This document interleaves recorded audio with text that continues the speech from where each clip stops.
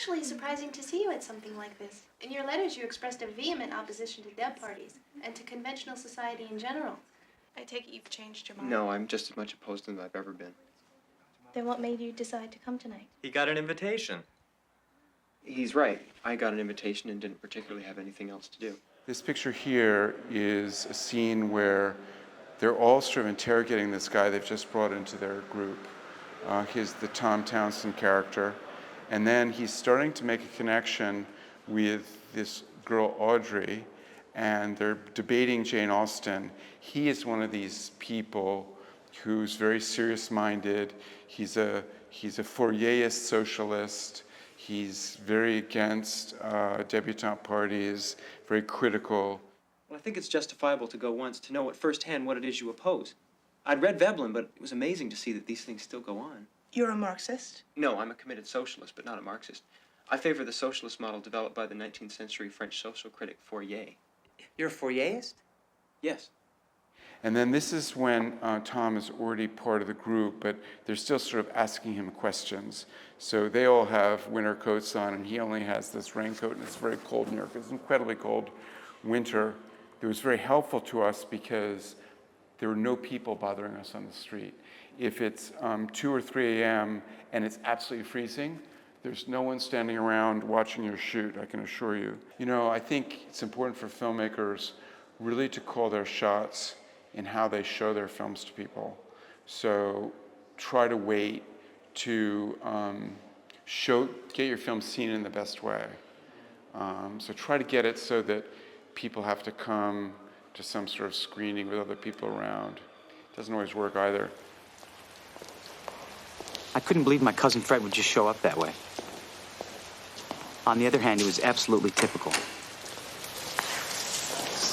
I was furious, but tried not to show it. You could have called.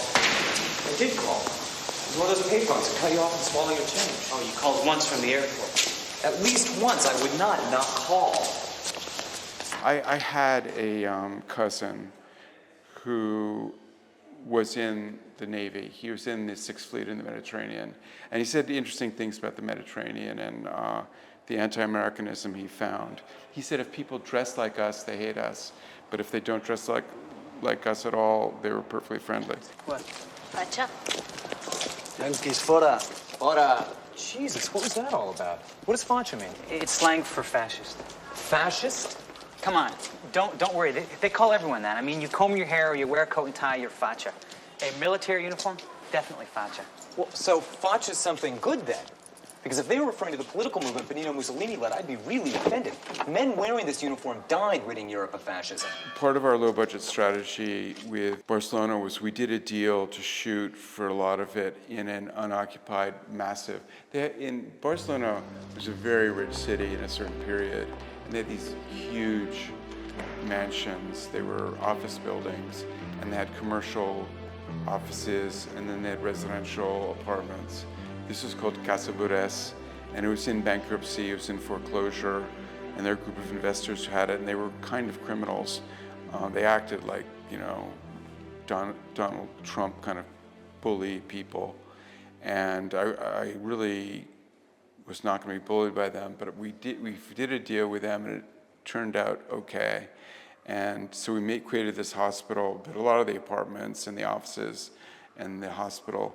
But in Barcelona, they do have beautiful hospitals, and it looked quite like the main hospital. So we like to sort of deconstruct sociological films. So this is taking apart The Graduate, the sort of the social politics of The Graduate and defending our preppy team. Didn't you see The Graduate? You can remember The Graduate? Yeah, I can remember a few things. Apparently you don't. The end? Catherine Ross has just married this really cool guy, tall, blonde, incredibly popular, the makeout king of his fraternity in Berkeley, when this obnoxious Dustin Hoffman character shows up at the back of the church and starts pounding on the glass, acting like a total asshole. Elaine! Elaine! Does Catherine Ross tell Dustin Hoffman, "Get lost, creep, I'm a married woman"? No. She runs off with him on a bus. That is the reality.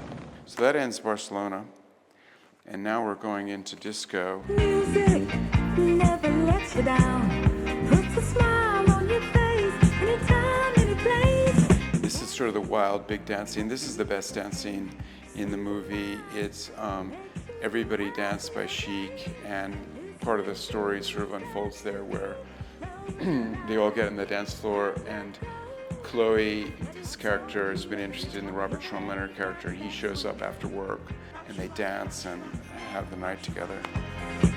Everybody dance, clap your hands, clap your hands. Everybody dance, clap your hands, clap your hands. In movies, dialogue comedies, people have to talk about something. And I hope the movies are going to go abroad. They're going to go to different countries. And there are only so many things that enough people know about to talk about. So Jane Austen people know about. A lot of people know about Jane Austen. You can talk about Jane Austen. So even if they haven't read Jane Austen, they sort of know about Jane Austen. Almost everyone has seen the classic Disney movies, at least maybe not now, but in the past they had seen Bambi, they'd seen Lady and the Tramp, so we talk about them. Saturday, I took my niece, who's 7, to see the Disney movie, Lady and the Tramp. She loved it. It was so cute. I'm beginning to fall in love with the whole idea of having kids. I hate that movie. What? So tacky, not to mention depressing. This sweet movie about cute cartoon dogs you found depressing? There is something depressing about it, and it's not really about dogs. Except for some superficial bow-wow stuff at the start, the dogs all represent human types, which is where it gets into real trouble.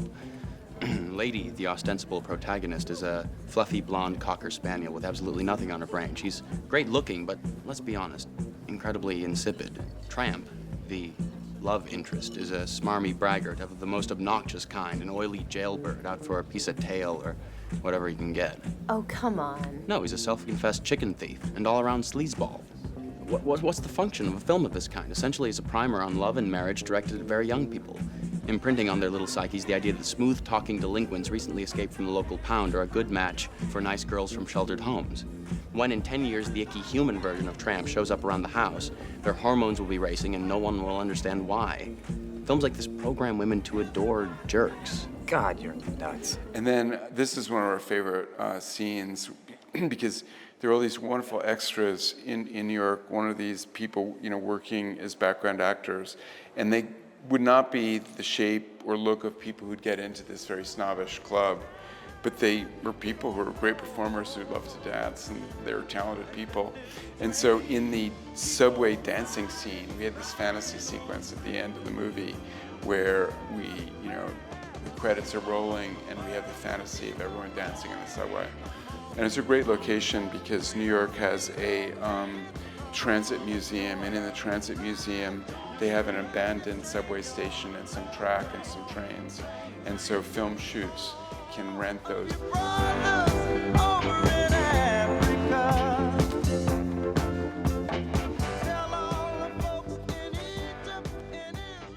I think the sort of last sequence of Last Days of Disco was our permission to go into Fantasyland. So Damsels in Distress is kind of Fantasyland. I mean, I hope over time people will get to love the movie the way some of us do. There's a lot of dancing, a lot of tap dancing. This is a joyous.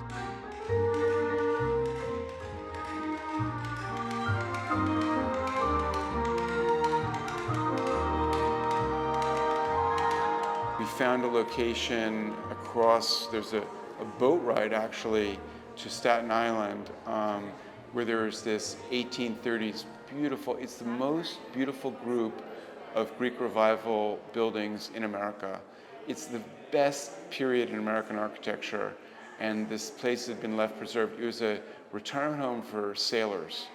It's called Sailors Snug Harbor.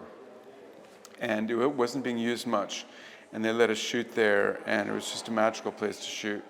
And so we had all these young people, fantastic cast, Greta Gerwig, kind of an unrealistic college comedy, but with a lot of idealism, a lot of ideas, a lot of stupid, silly humor.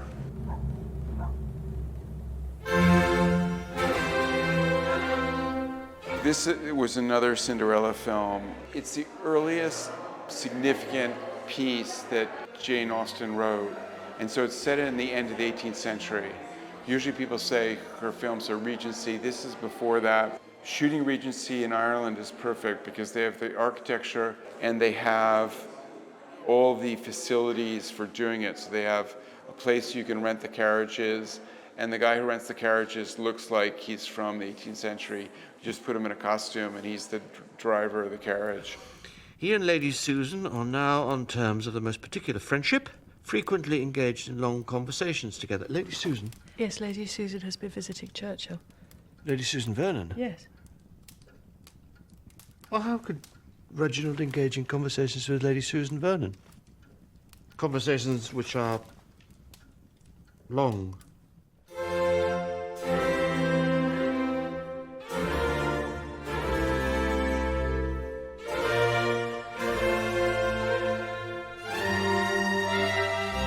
Are you going to take that? That was one of the problems we had in our shoots. Actors going home with the